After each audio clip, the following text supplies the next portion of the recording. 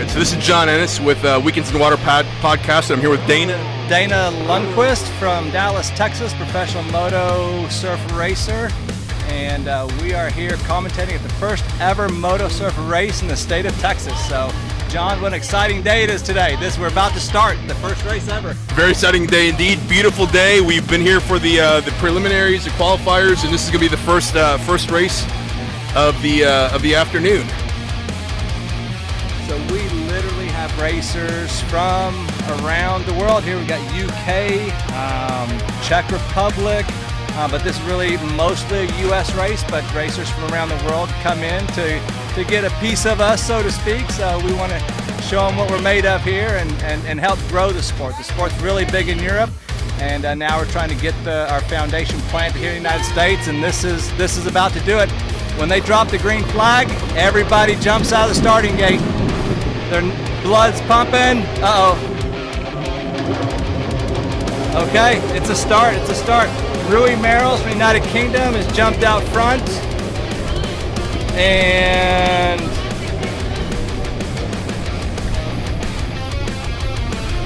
so as they're going around the buoys, you see people go down. Everybody's trying to get around them.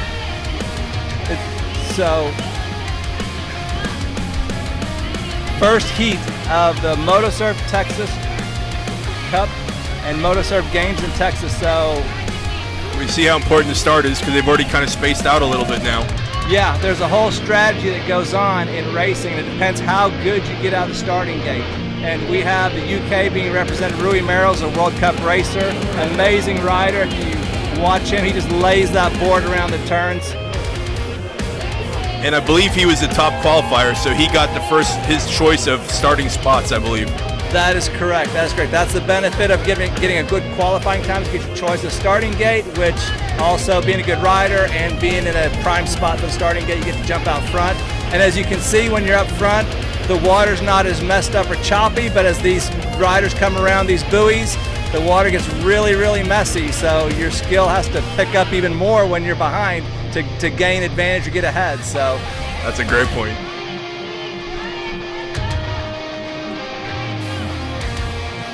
So what's happening is they're going to be doing 6 laps, and there's something called a joker buoy, and that buoy is off the track a ways. And so they have to strategically time, while they're doing their 6 laps, they have to jump out to the joker buoy.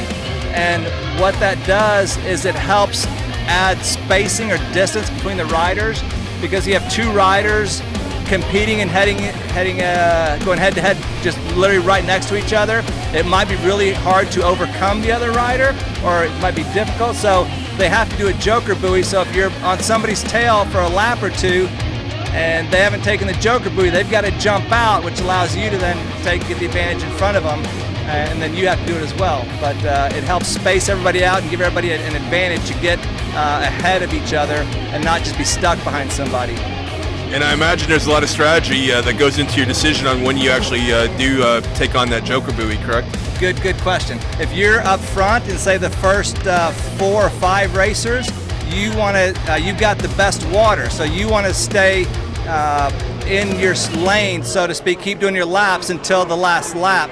But if you got a bad start and you're way behind everybody, you see all that choppy water, you want to get out of that choppy water as fast as possible. So when you go out to the joker buoy, it allows you to get some distance ahead of you, in front of you, that's where that water can calm down some and not be so hard, because every ripple that you see in this water is translating through their shins, through their spine, and they're trying to keep those boards on rail, carving those turns, and the choppy water is just knocking those boards all around. So when you see Rui Merrils here up front, for example, I mean, he's going through that chop and cutting through it on that board like butter. He's just such a good rider.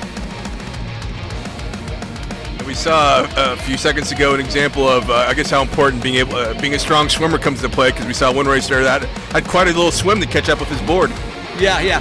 One of the safety features, though, is that you wear a leash. If you see on some of these folks this kind of cable connecting their forearm to them, that's a leash, so the board, if you do go down, doesn't fly out in the middle of the track, and it doesn't give you as far to actually try to swim. That's true, no runaway boards. Yeah, so It could be really dangerous if you have a board just go jet out across the track in front of people going 40 miles an hour. So we have racers here, Brian Leeds, Stefan Chem. Oh, we just had,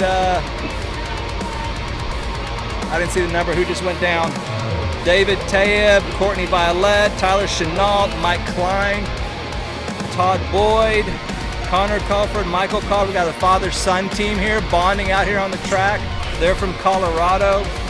Todd Boyd from Tennessee, Mike Klein from Texas, and Courtney Violet from Florida, Tyler Chenault from Florida. Courtney, interestingly enough, runs Jetsurf Orlando, so he's got his own practice track and facility there. Tyler Chenault runs Jetsurf Destin. He does lessons and training there.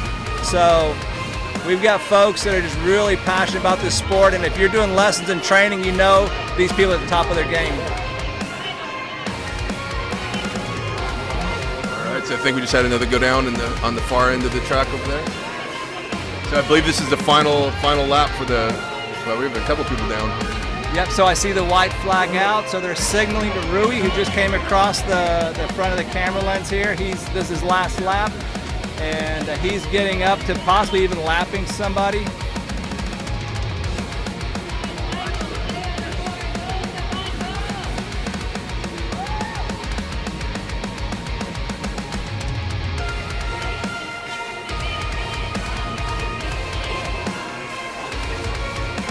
There's Casey Griffin, who just came across. He's from Florida. And what's out on the track, I don't know if you can actually make it out, but there's what's called, they call it a chicane or a split. And it also gives people that when they go through, they have to go left or right. And so there's a similar section, like 4 buoys that are identical, but they're split left or right. So it gives somebody the chance, if you're behind somebody and they go left on it, then you can go right and try to outmaneuver them through that split. So Rui Maros from UK just won Heat 1. Yeah, Rui's got a lot of experience. He's a good guy, likes to help everybody else out in the sport as well, and he's just been practicing hard to build his skills over the years.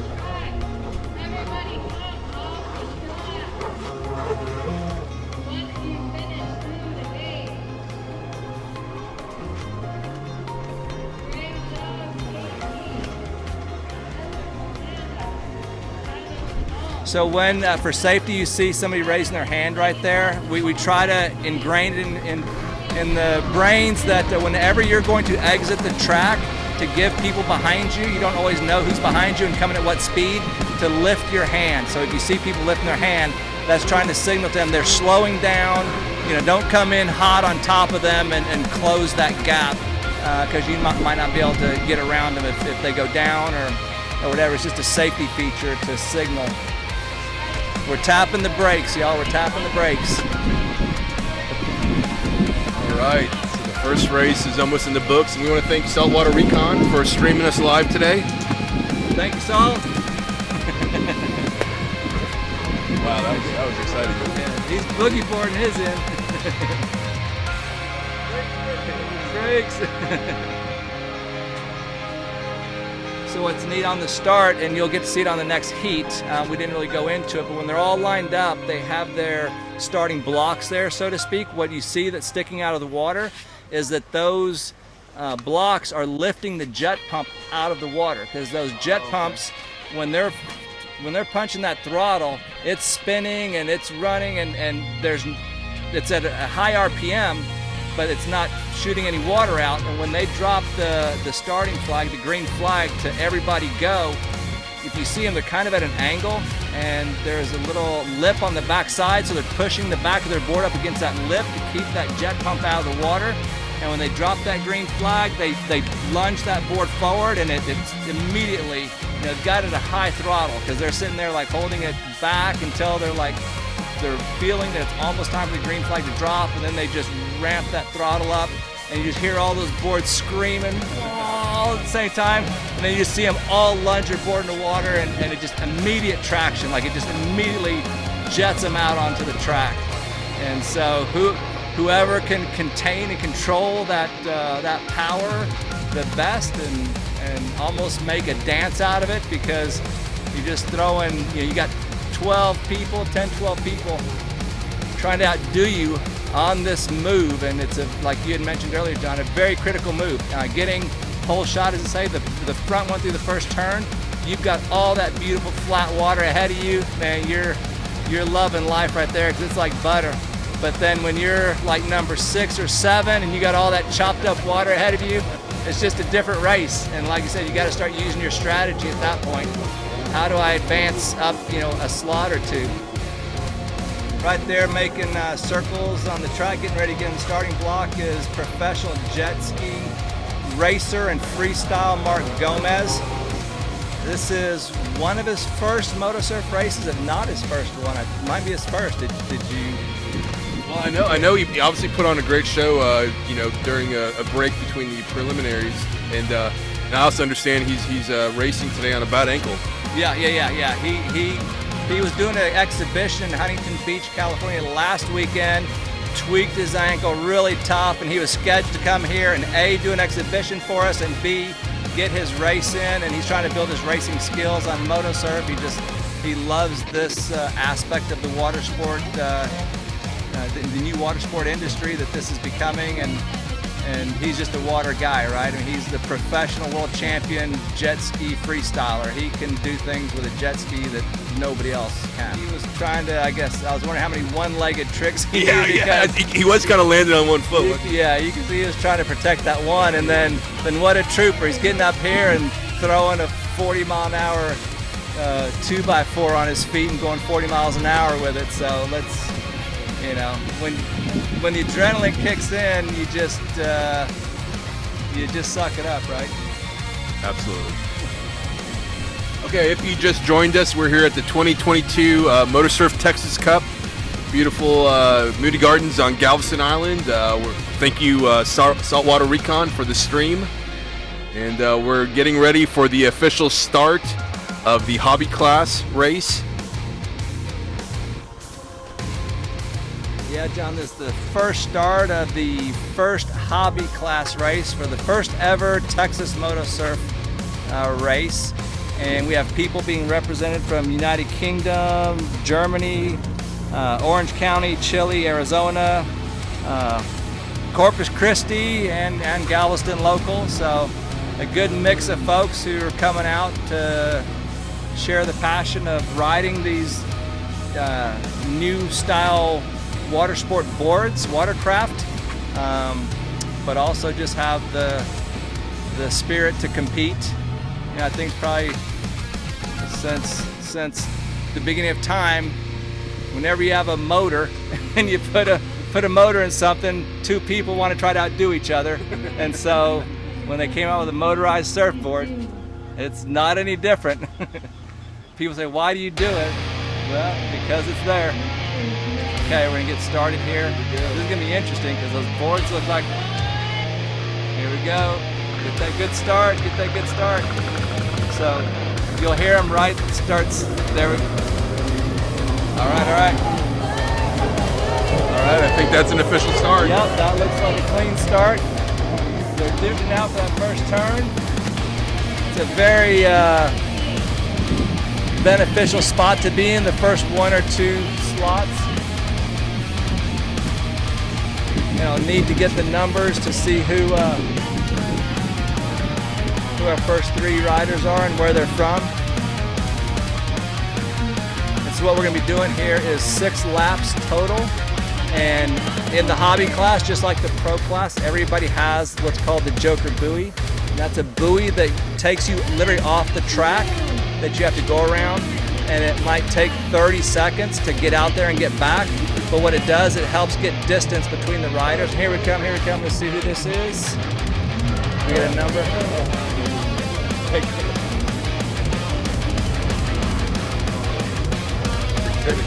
Number 10's in second. Let's see who's one of the Orange County guys.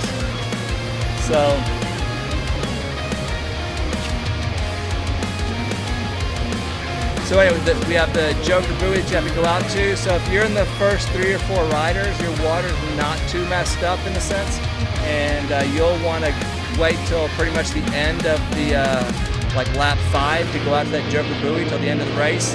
But if you got, say, position 6, 7, 8, 9, 10, that water ahead of you from all those other riders is really messy and choppy.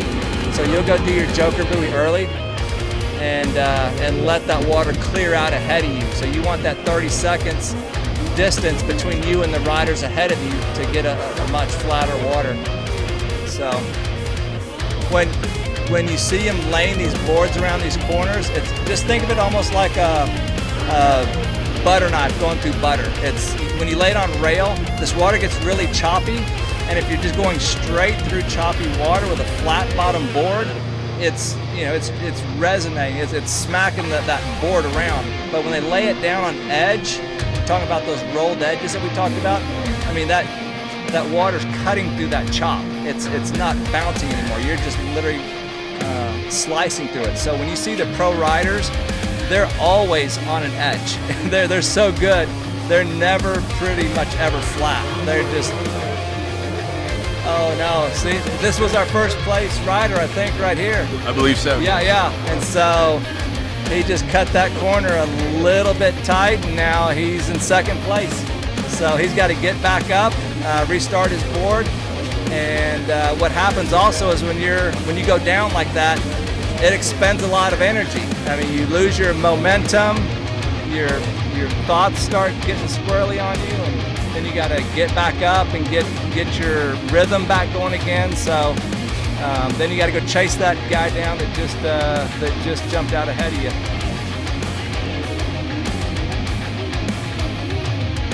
So what you see when they're doing their heel side buoys, when the buoys to their back, they're squatting their knees down, trying to get that as, oh no. Oh no. So he came around the corner, and then I guess saw another rider down and could have gotten distracted from there, trying to avoid him. And it just takes one little bit chop of that water to shoot your board off, to the left or right that you weren't prepared for. Like Racer 57's coming in. That is Maurice Galindo from Corpus Christi, local Texas. Corpus Christi is a good surf town in Texas. What's neat about this sport is it doesn't necessarily have to take away from other people's passion for other sports. Surfers and wakeboarders and wake surfers and snowboarders. It's an addition to. It's a great complement to them. It's basically the same skills of sliding and balancing. But if you don't have snow on the mountain and you want to get your fix, you can throw your board out. If your boat's broke in the shop, throw your board out. If the winds aren't up, you can't kite surf. You got the freedom of the MotoSurf board at your fingertips. You don't need a trailer.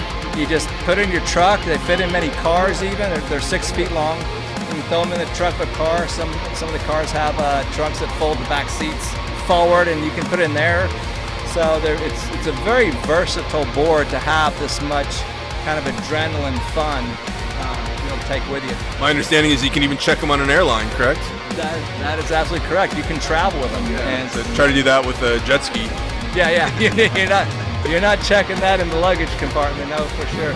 But yeah, you can travel with these, which is why also it's such an international sport, because we pack them up and fly to Europe, and Europe flies them here, and we've raced in Canada, Korea, China, UAE, Dubai. I mean, it's really all over the world, and that it's allowed for international racers to easily get back and forth to stay involved in the sport and grow with it. Oh no, somebody down. Yeah, you see they hit a piece of chop and threw their balance off, and the more you can keep that board on edge where it doesn't give you that surprise jolt, if you're just cutting through it, that's how you work on getting better. Just how much can you keep that board on edge. But again, getting back to the other sports, it's such a good complement to any other people in any other sport that are passionate about their sport. don't always have to try to, we're going to do this one versus that one. It's like, no, if the surf's down, you can go throw your board in and go ride. All right, so we do have a winner. Martin Gomez. Oh, okay. So a perfect example where you're talking about professional athletes in other sports competing in the MotoSurf. Yeah, just because this is so much fun, he's getting involved in it when he's an elite athlete at other levels. We have many of those around the world, many elite athletes that do this for fun as well. Professional hockey players, for example, they just love skating, professional and sliding. So this kind of complements them. And professional GP racers, motorcycle racers, they love it. Professional motocrossers. So when they're coming in off the track, they're raising their hand, or at least they're instructed to for safety, just to signal the other riders that I'm slowing down. And they're doing well. They're kind of waiting their turn to stage out, trying to just keep it safer. It wasn't lost on me that about the first 4 or 5 guys that came in, they were down on their knees, got off the board very softly. Yeah. And this, unfortunate. Yeah, they just try to come in soft and.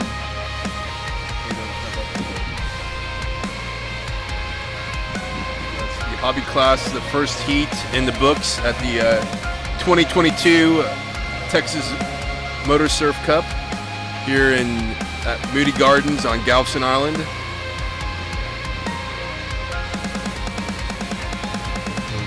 Clearing the course right now.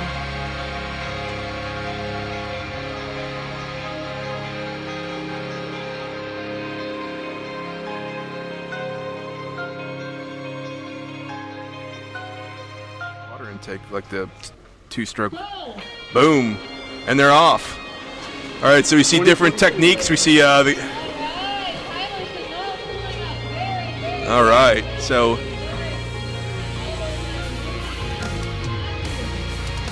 So we have 4 racers, and if you notice from the start, we saw the 2 different techniques to starts. 2 racers started out kind of low, and eventually popped up, and then 2 immediately popped up.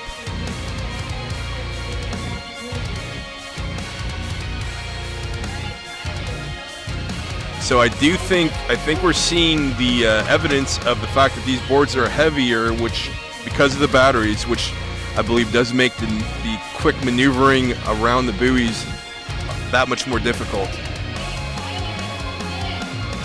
But this is pretty neat. Look at them come together. Boom. Oh.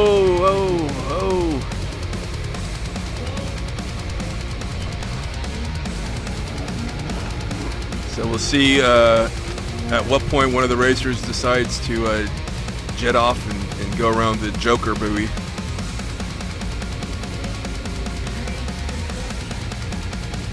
All right, and actually it looks like he didn't go out for it, and he didn't either. Okay, so everybody's still, yeah, they're all right. Our 4th place racer decided to go get it, which kind of fits the strategy that Dana was talking about. If you're behind everybody, you might as well go get it then, so that way you'll have cleaner water in front of you. I mean, we literally cannot hear the boards. I can hear the waves, but I can't hear the boards at all.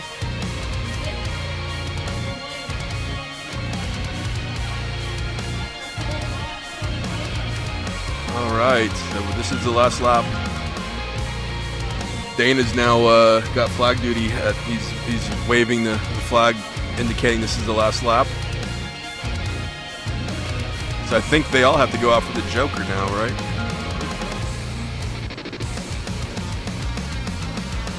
Wonder if that could. Well, I don't know.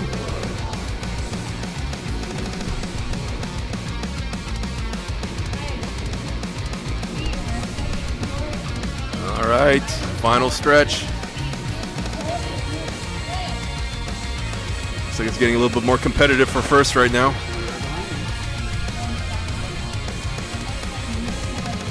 All right, I know racer go out for the Joker.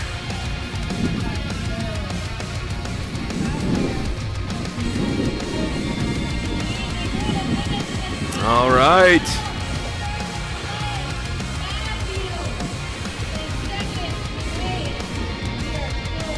All right, now we have a battle for third.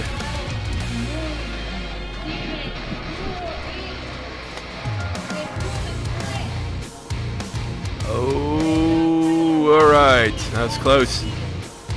Excellent.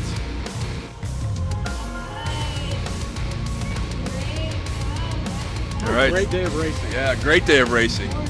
So that concludes the electric race here at the 2022 Texas MotoSurf Cup. We'll also conclude the live stream for today's event. So we would like to thank Jetsurf Houston and Jordan Davlin for all of his amazing hard work putting this event together. We're proud to be here to help support him, his vision, and hope that this comes back next year bigger and stronger. And, we look forward to seeing all of you out here possibly tomorrow for the finals, where we will crown the very first ever MotoSurf Texas Cup champion. Absolutely. No, thank you, and thank you to Saltwater-Recon.